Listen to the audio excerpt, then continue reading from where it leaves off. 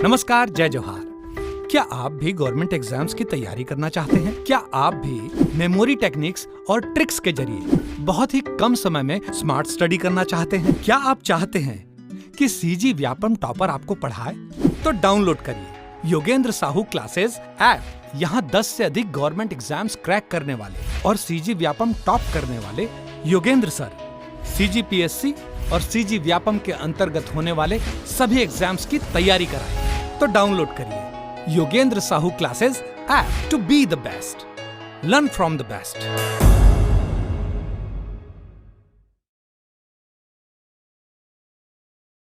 कोई भी सपना साकार करने के लिए सबसे जरूरी है सही कोच का होना। चुनिए Yogendra Sahu classes first rank को और करे अपने सीजी व्यापम CGPSC का सपना साकार। Download the app now. नमस्कार दोस्तों, स्वागत है आपका योगेंद्र साहू ऑनलाइन क्लासेस में।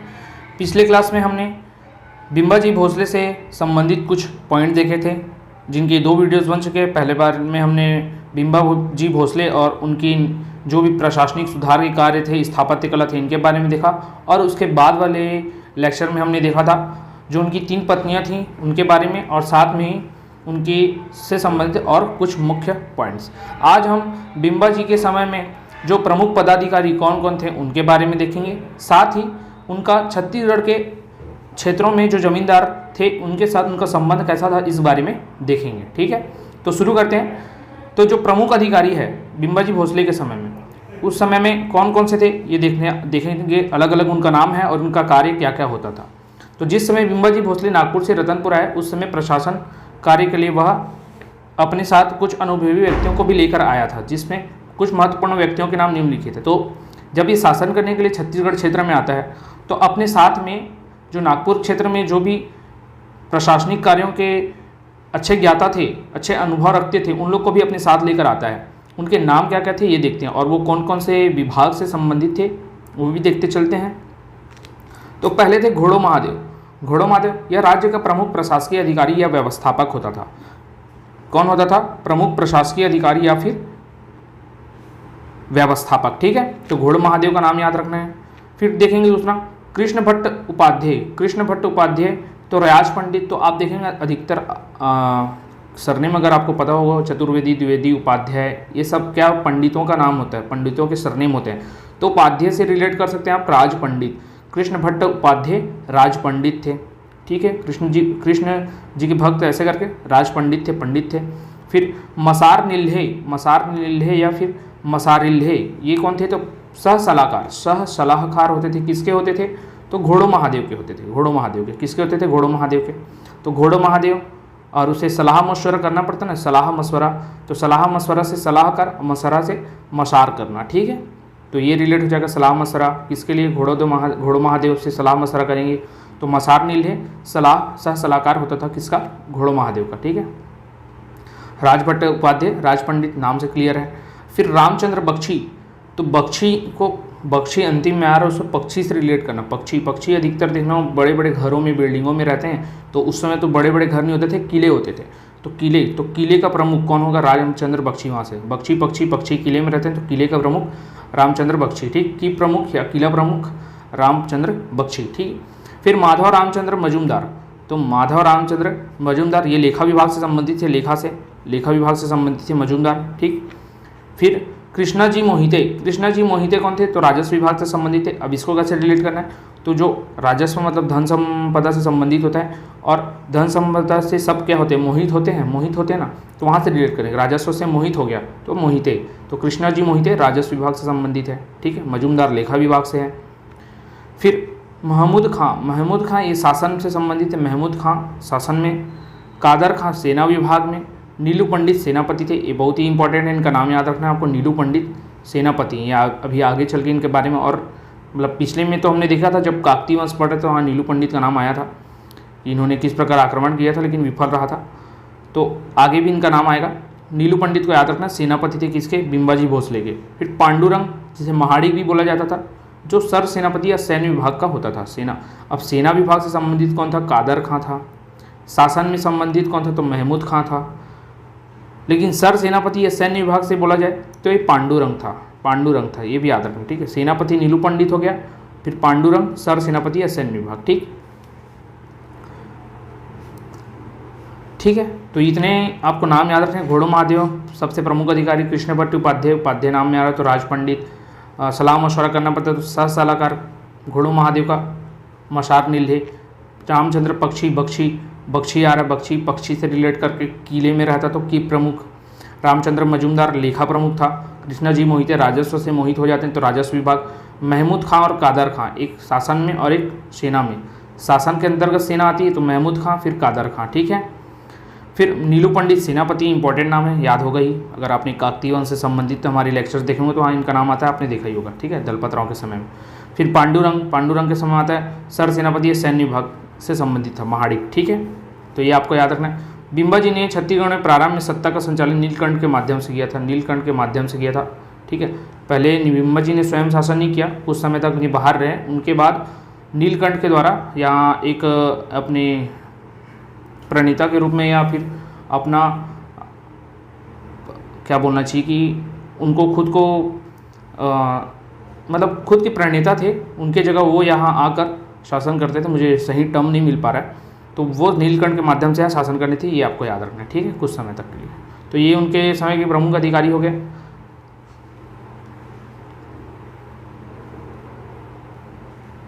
इसमें दिखा नहीं रहे,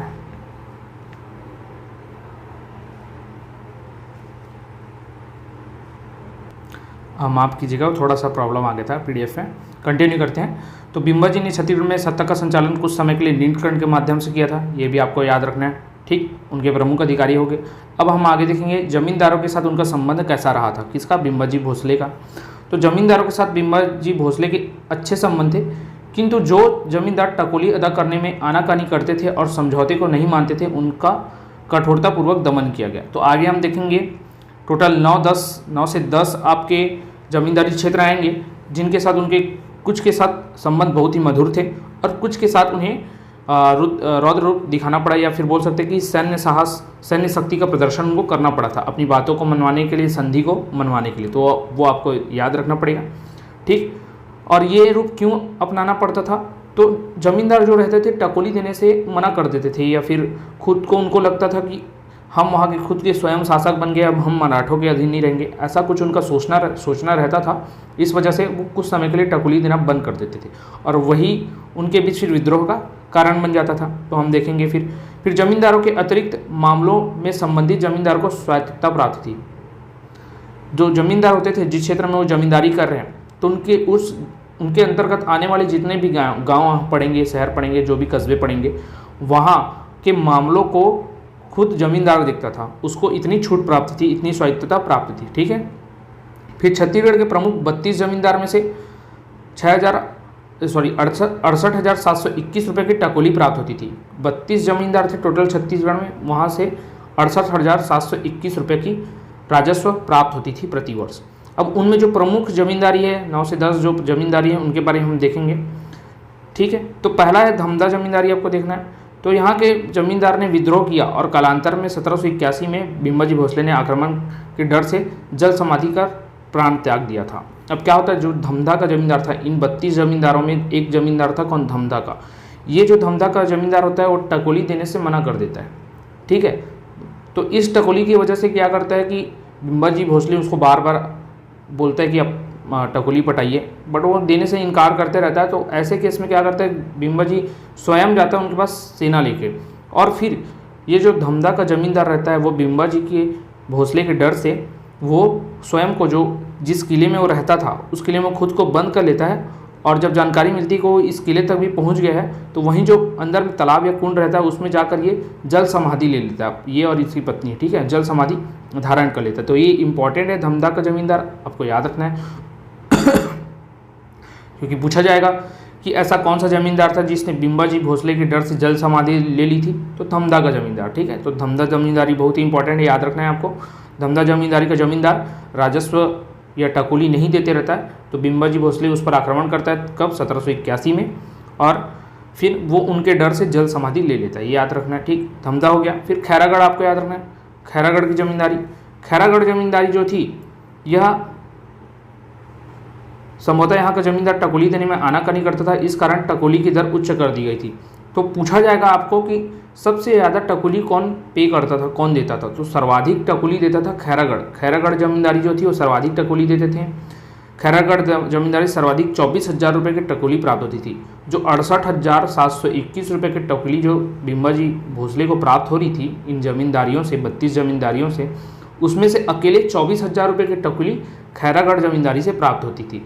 साथ ही वो 500 घुड़सवार सैनिकों की मदद भी करता था। अगर कहीं पर युद्ध हो जाता है, मदद किस प्रकार से करेगा कि अगर कहीं किसी के साथ युद्ध हो जा रहा है तो ये अपने जमींदारी क्षेत्र से 500 घुड़सवार सैनिक बिम्बाजी भोसले की मदद के लिए भेजेगा। ठीक है, तो इस प्रकार से 500 घुड़सवार सैनिक की मदद भी करता था। 1768 ईस्वी में खैरागढ़ पर बिम्बाजी ने आक्रमण किया था। कारण वही स्पष्ट है, टकोली न देना, नहीं दिया होगा, आक्रमण कर दिया होगा, फिर हारने के बाद टकोली की दर को बढ़ा दिया होगा। इस वजह से खैरागढ़ जमींदारी से सर्वाधिक टकोली 24,000 रुपये प्राप्त होती थी, याद रखना। साथ में आपको याद रखना कि अब ये तो 32 जमींदारी में से खैरागढ़ है जिससे सर्वाधिक टकोली प्राप्त हो रही है। अब कहीं ना कहीं से तो सबसे कम टकोली भी प्राप्त होगी, तो ऐसी जमींदारी कौन सी है? तो वो नर्रा है।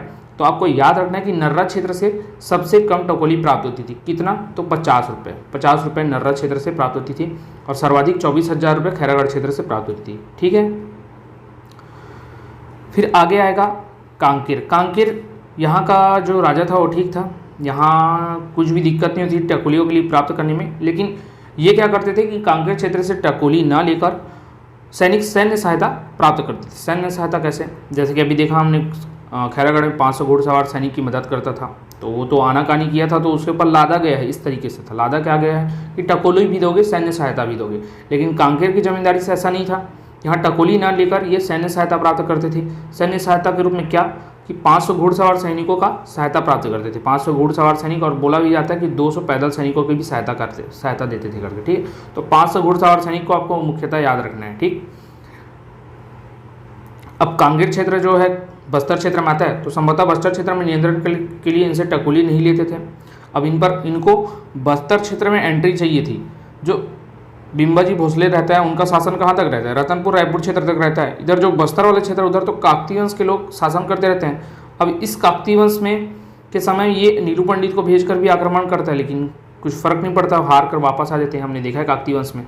तो उस क्षेत्र में अपनी नज़र रखने के लिए, निगाह रखने के लिए कांकेर क्षेत्र को चुनता है और वहाँ से डील करता है कि आप टकोली नहीं देंगे, किंतु आप हमें 500 घुड़सवार सैनिकों की सहायता प्रदान करेंगे। ठीक है, इसलिए वो टकोली नहीं लेते थे। ठीक, अब बोला जाता है कि कांकेर का राजा कौन था?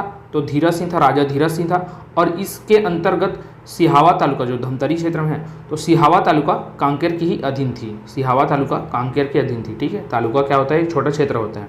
ठीक, जमींदारी के अंदर और छोटे छोटे क्षेत्र होते हैं, उसमें से एक था तालुका, सिहावा तालुका, जो कांकेर के अधीन आता था। ठीक है, तो ये आपको याद रखना है। गलती से भी ये टिक नहीं करना है कि सिहावा आज के समय में धमतरी में आता है, तो सिहावा क्षेत्र आपके धमतरी में आता रहा होगा मराठा काल में, ऐसा नहीं है। तो सिहावा तालुका आपको याद रखना है कांकेर क्षेत्र में आता था। ठीक है, दिया गया है, इंपॉर्टेंट है। फिर कोरबा यहाँ के जमींदार ने विद्रोह किया, परिणाम स्वरूप उसकी जमींदारी जब्त कर ली गई। ठीक है, याद रखना। चांपा क्षेत्र यहाँ के जमींदार को दीवान कहते थे। पंडरिया, बिम्बाजी भोसले से इनका संबंध मधुर नहीं था। पंडरिया क्षेत्र आपके धमदक के आसपास लगा ही हुआ क्षेत्र है। पंडरिया क्षेत्र कवर्धा क्षेत्र के अंतर्गत आता है, आसपास आता है। ठीक है, फिर चांग बकार इसमें देखेंगे इस रियासत के राजा ने टकोली देने से मना कर दिया था। इंपॉर्टेंट है, याद रखना है। परिणाम स्वरूप 1775 में इस क्षेत्र पर आक्रमण कर टकोली देने हेतु बाध्य किया जाता है। तो हमने देख लिया अभी तक टकोली हेतु किसके साथ उनका विद्रोह हो गया। एक तो हुआ था धमधा वाले के साथ, जहाँ का जमींदार इनके डर से जल समाधि ले लेता है। दूसरा चांग बकार के साथ, यहाँ से टकोली नहीं देता है तो युद्ध करके, आक्रमण करके टकोली हेतु से बाध्य किया जाता है कि आपको टकोली देना है, कंपलसरी आपके लिए। ठीक है, ये आपको याद रखना है, चांग बकार क्षेत्र। ठीक, फिर सरगुजा क्षेत्र देखते हैं, तो यहाँ 1781 में महिपत और कौशिक के नेतृत्व में इस जमींदारी पर आक्रमण कर दिया गया और इसे टकोली हेतु विवश कर दिया गया। ठीक है, चांग बकार भी उसी क्षेत्र में आता है, सरगुजा चांग बकार क्षेत्र। फिर बस्तर क्षेत्र में देखेंगे तो मराठों और बस्तरों के मध्य संबंध परिस्थिति के अनुसार बदलते रहते थे। कैसे बदलते रहते थे? तो पहले तो उनको भी संपूर्ण छत्तीसगढ़ में शासन करना था, मराठों को। बस्तर क्षेत्र में काकतीय वंश का राज्य था, तो उस समय क्या आक्रमण करते थे, आक्रमण में हार जाते थे। जब जरूरत पड़ती थी तो उनके साथ संबंध को बदल लेते थे, सहयोगी या मित्रता बना लेते थे। तो मराठे बस्तर से केवल लगान एकत्र करते थे, शेष मामलों में बस्तर के राजा स्वतंत्र थे।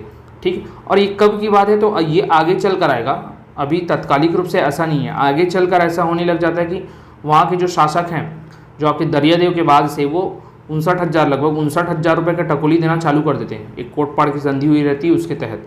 ठीक है, लेकिन उससे पहले तक इनका टसल चलते रहता है, एक दूसरे के प्रति संघर्ष चलते रहता है सत्ता का। तो वही है, परिस्थिति के अनुसार इनकी जो संबंध है बदलते रहते थे। ठीक, केवल लगान एकत्र करते थे, अन्य मामलों में तो वहाँ के राजा दरियादेव के बाद से अन्य मामलों में जो राजा थे स्वतंत्र थे, वो केवल मराठा को टैक्स देते थे। ठीक है, इतना आपको याद रखना है।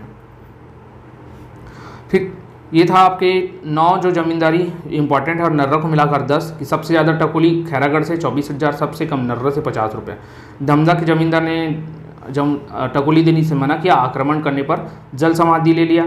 फिर चांग बकार और सरगुजा भी है, वहाँ भी था, तो चांग बकार के जमींदार ने टकोली देने से मना किया, तो वहाँ भी युद्ध करके उसे टकोली देने हेतु बाध्य किया जाता है। सरगुजा क्षेत्र, वहाँ भी महिपत राव कांसी के द्वारा 1781 में, जैसे 1781 में धमधा क्षेत्र में आक्रमण करके विवश किया गया, तो डर से जमींदार ने जल समाधि ले ली। उसी प्रकार सरगुजा क्षेत्र में महिपत राव कांसी के द्वारा आक्रमण किया जाता है और वार्षिक टकेली हेतु बाध्य किया जाता है। कांकेर क्षेत्र में 500 घुड़सवार सैनिकों का वो लिया जाता था सहायता, जिसके राजा धीरज सिंह थे। ठीक, इसके अंतर्गत सिहावा तालुका आता था, इससे टकोली नहीं ली जाती थी, 500 घुड़सवार सैनिकों का सहायता प्राप्त होता था। ठीक, और टकोली और घुड़सैनिक सहायता खैरागढ़ देता था। अभी देखा हमने, खैरागढ़ से टकोली भी सर्वाधिक और 500 घुड़सवार सैनिक भी, ये भी याद रखना है। नर्रा से कम था, हो गया। चांपा वाले को दीवान कहते थे। पंडरिया के साथ संबंध मधुर नहीं था, ये भी याद रखना है। और बस्तर क्षेत्र वालों के साथ इनका संबंध बदलते रहता था, और कुछ समय बाद फिर मराठा यहाँ से केवल लगान एकत्र करने लगे, और वहाँ के जो आंतरिक मामले थे उसके लिए राजा स्वतंत्र हुआ करते थे, ये आपको याद रखना है। ठीक है, और किसकी जमींदारी जब्त कर ली गई थी, तो कोरबा क्षेत्र, जो 32 जमींदारियों में से वार्षिक टकोली नहीं दे रहा था कोरबा, तो उसकी जमींदारी को जब्त कर ली गई थी, ये भी आपको याद रखना है। ठीक, तो इतना था आपके बिम्बाजी भोसले से संबंधित महत्वपूर्ण पॉइंट। इसे हमने लगभग 3 लेक्चर्स में कंप्लीट किए, जो प्रत्यक्ष मराठा शासक हम जो अभी पढ़ा रहे हैं उसमें बिम्बाजी भोसले से संबंधित 3 लेक्चर्स बने हैं। पहले में उनके जो प्रशासनिक सुधार वाले कार्य थे, स्थापत्य कला थे, वो सब देखा। दूसरे में उनकी जो पत्नियों से संबंधित थे और कुछ अन्य मुख्य पॉइंट्स थे।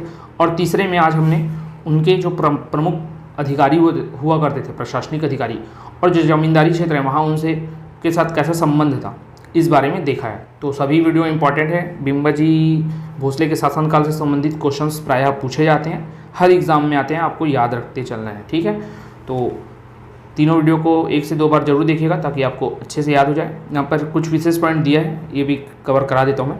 तो छत्तीसगढ़ के प्रथम इतिहासकार बाबू रेवाराम कायस्थ ने 1880 से 1930 तारीख है वंशी, जिसे कलचुरी वंश का भी बोला जाता है ना, तारीख है वंशी एवं शिवदत्त शास्त्री इतिहास समुच्चय, दोनों में बिम्बाजी के शासन की प्रशंसा की गई है। 1880 से 1930 तक जो बाबू रेवाराम थे कायस्थ, पूरा नाम उनका बाबू रेवाराम कायस्थ, उनकी एक रचना है तारीख है वंशी, और शिवदत्त शास्त्री थे, उनकी रचना इतिहास समुच्चय। इन दोनों में बिम्बाजी के शासन की प्रशंसा की गई है। ठीक है, रतनपुर के महामाया मंदिर के प्रमुख पुजारी पंडित पचकौड़ को 1758 ईस्वी में वार्षिक अनुदान देने की घोषणा की थी। किसने की थी, तो बिम्बाजी भोसले ने की थी। ठीक है, रतनपुर महामाया मंदिर में वहीं बहुत सारे इन्होंने मंदिर बनवाए थे, राम टेकरी मंदिर रतनपुर में, और कुछ मंदिर संगमेश्वर शिव मंदिर था, ये सब था। तो जो महामाया मंदिर के अंतर्गत एक पुजारी थे पंडित पंचकौड़, इनको जब ये शासन क्षेत्र में आते हैं 1758 में, तो वार्षिक अनुदान की घोषणा कर दे। वार्षिक अनुदान मतलब वार्षिक रूप से आपको कुछ पैसों का सहायता दिया जाएगा। ठीक है, ये कहा गया। तो ये था बिम्बाजी भोसले से संबंधित। अगर इसमें आपको कोई भी डाउट आया हो तो आप हमें कमेंट करके ज़रूर बताइएगा। इस वीडियो में इतना ही रखते हैं, धन्यवाद।